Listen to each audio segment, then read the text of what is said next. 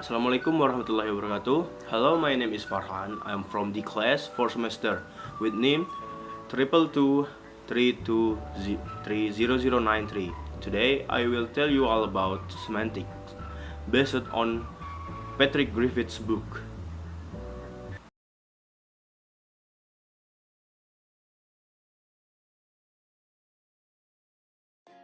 1.3 Semantics. Semantics, the study of word meaning and sentence meaning, abstracted away from context of use, is a descriptive subject. It is an attempt to describe and understand the nature of the knowledge about meaning in their language the people have from knowing the language. It is not a prospective enterprise with an interest in advising or pressuring speakers or writers into abandoning some meanings and adopting others. Though pedants can certainly benefit from studying the semantics of language, they want to lay down rules about to become clear on what aspect of conventional meaning they dislike and which they favor. A related point is that one can know a language perfectly well without knowing its history.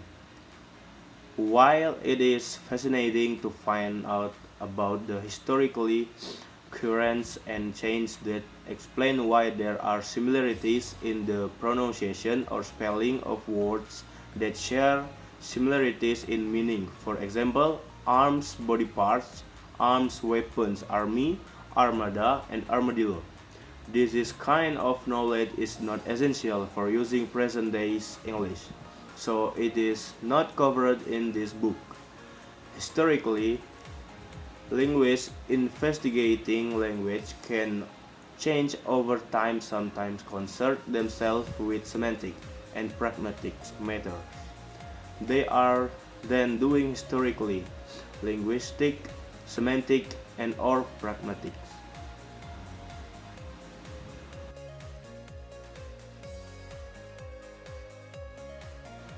1.3.1 Propositions.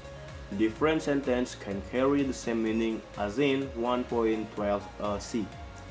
1.12 Sharks hunt seals. B. Seals are hunted by sharks. C. Seals are prey to sharks. And D. They chase and kill these others.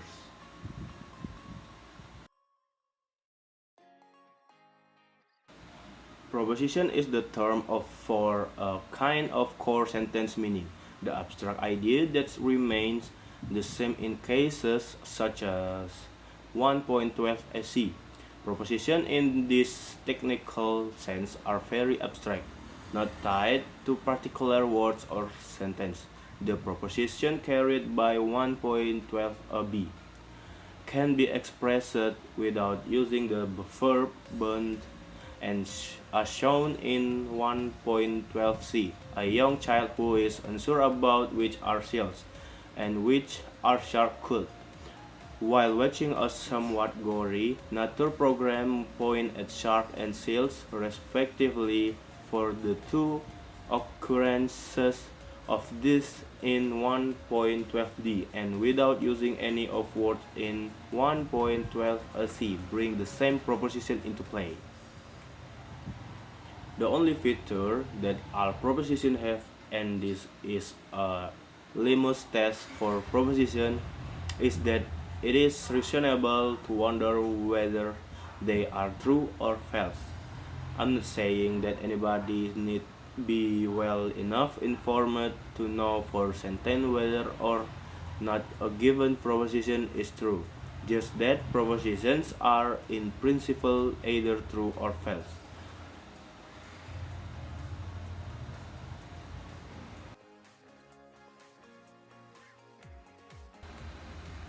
1.3.2 Compositionality. We need to account for sentence meaning in order to develop explanation of utterance meaning because utterances are sentences put to use. The number of sentences in human language is potential infinite. So our account cannot be a list of all the sentences with an interpretation written next to each one. We have to generalize to try to discover the principles that enable people to choose sentences that can, as utterance in particular context, have the intended meaning and that make it possible for their addressees to understand what they hear or read. Semantics therefore aim to explain the meaning of each sentence as arising from, on the one hand, the one meanings of its parts, and on the other, the manner in which the parts are put together. That is what a compositional theory of meaning amounts to. The meaningful parts of a sentence are clauses, phrases, and words, and the meaningful parts of words are morphemes.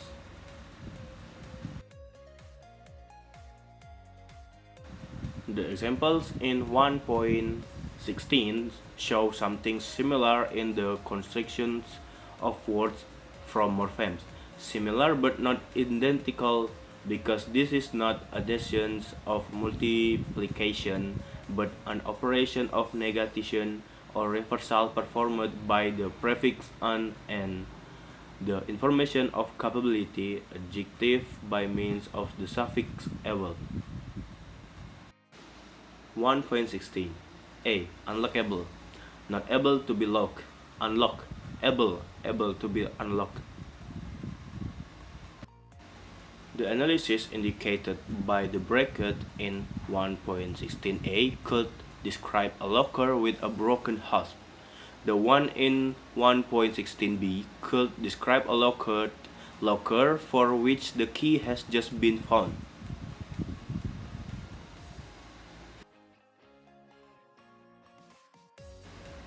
1.3.3 Entailment.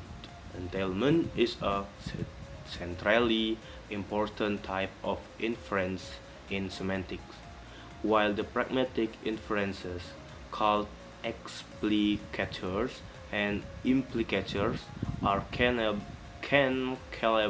as pointed out near the end of section 1.1.3. An entailment is a guarantee. Using the notation for entailment, 1.19a indicates that when the accommodation was excellent is true, we can be sure that the same accommodation at the same point in the time was very good. The statement in 1.19b signifies that if it was excellent, it was at least good, and 1.19c signifies that it was at least okay. Okay, this is the end of my presentation. Thanks for watching.